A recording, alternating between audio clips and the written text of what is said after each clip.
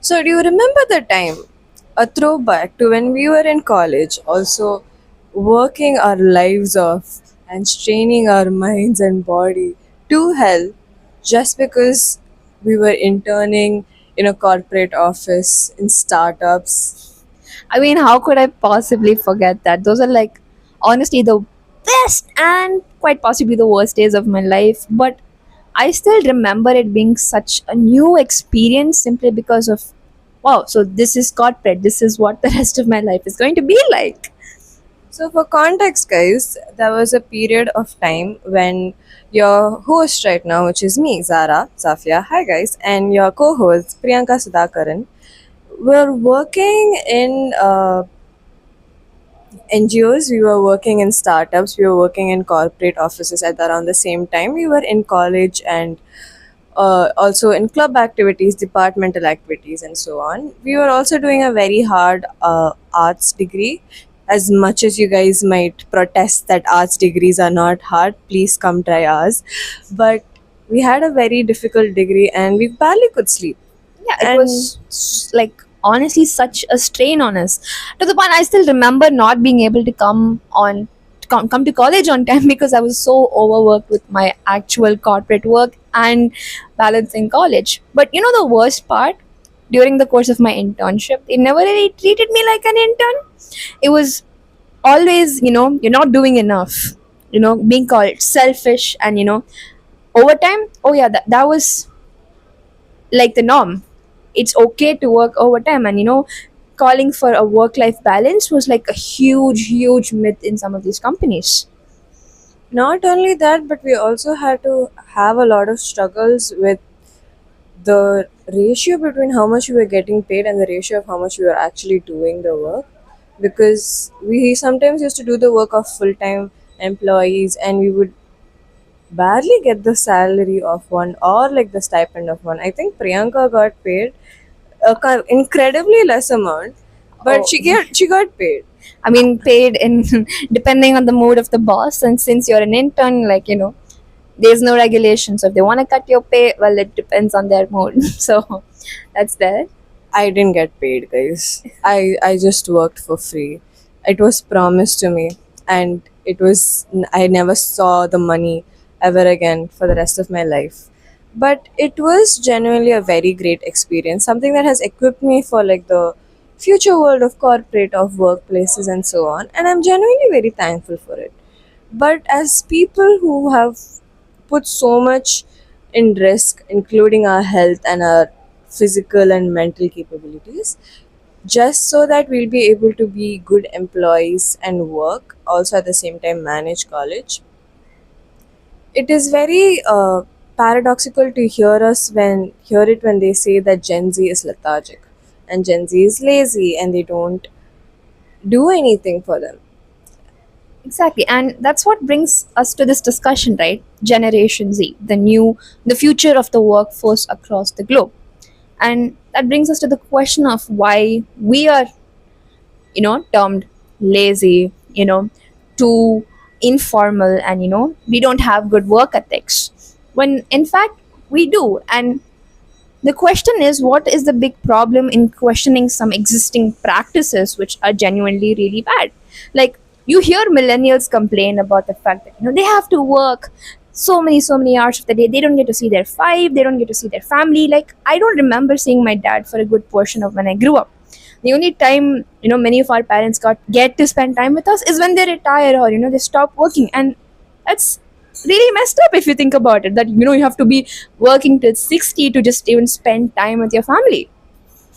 That's true. Not only that, but even as we are Gen Z employees, people who've worked, we've also contributed a lot in startups and so much more. We've had full time jobs in startups. I think it is important for us right now to consider this objectively, not just taking our own experiences as Gen Z employees, because we are part of a whole and two people cannot be ready to represent an entire generation. Absolutely. So let's take a look at all of the statistics that we have, let's take a look at all of the people that we're going to interview throughout the course of these podcasts. See what is the general consensus. Why is it that Gen Z is struggling to uphold these traditional culture and work culture that these corporate are trying to impose, and why is it that they don't like it? Why is it that they're trying to break it down? Once I feel like if we get to the bottom of that, they will be able to understand that hey, this is what they're trying to fight against and it's valid. Or maybe it's not. We don't know yet. Let's take this through an objective lens. Let's figure it out. Let's talk to everyone as we know. Absolutely, Sarah.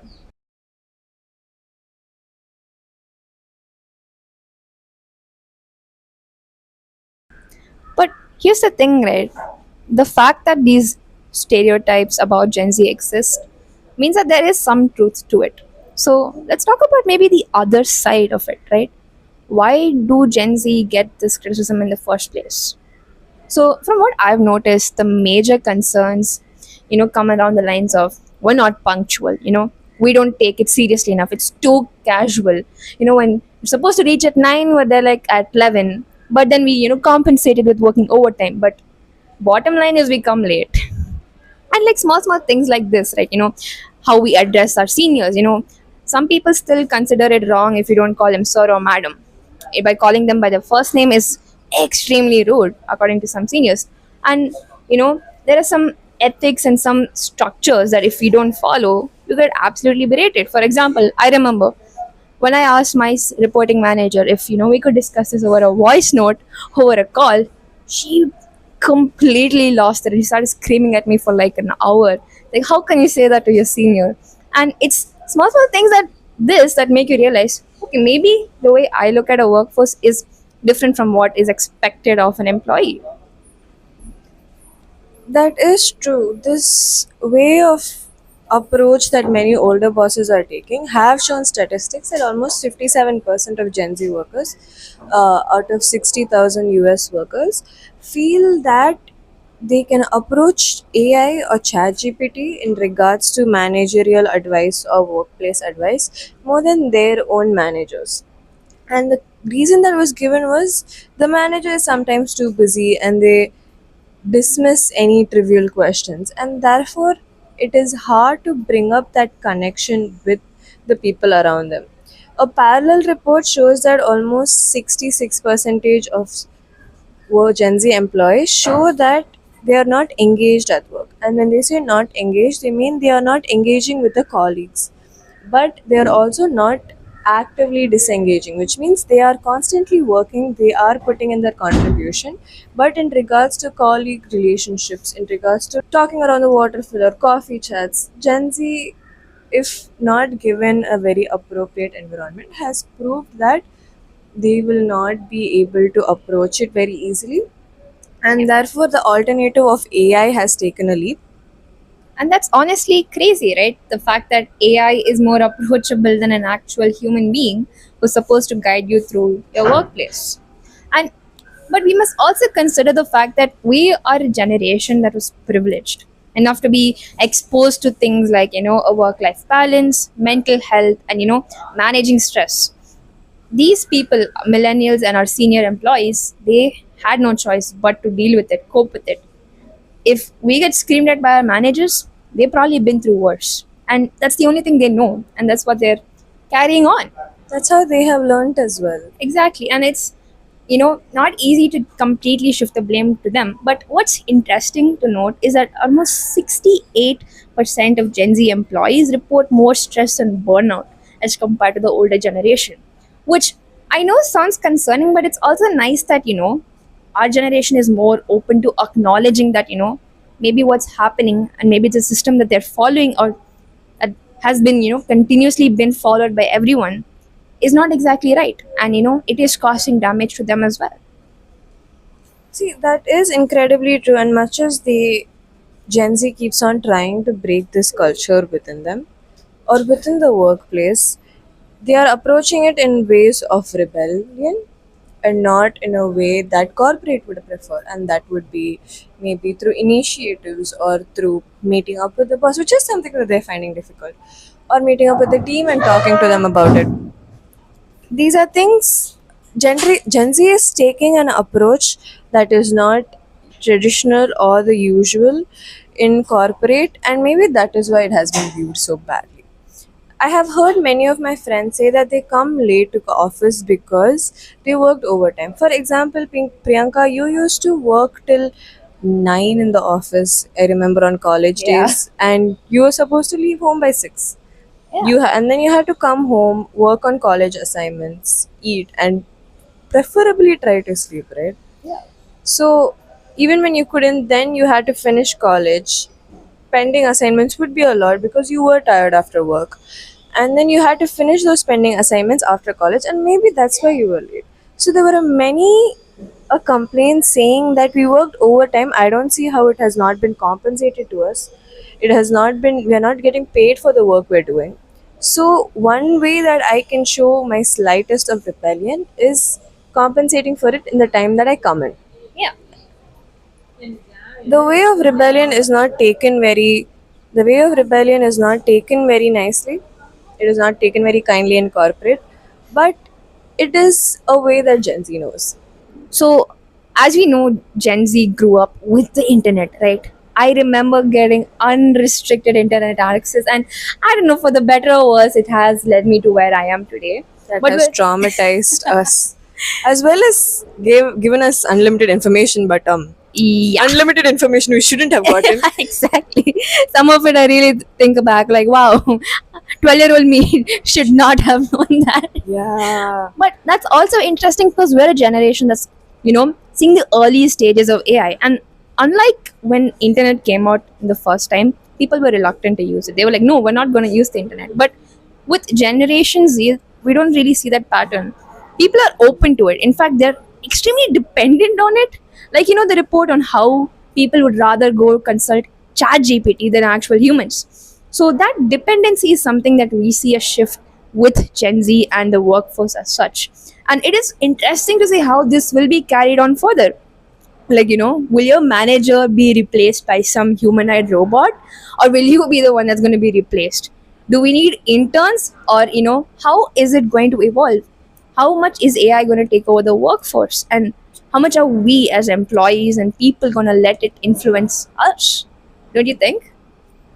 I think that also brings on to the fact that in the current job scenario, where there's a constant threat of AI taking over your work, I remember I had a friend who used to come and cry to me because so many of their employees were getting sacked left and right, and they were convinced that their job is going to be automated one day.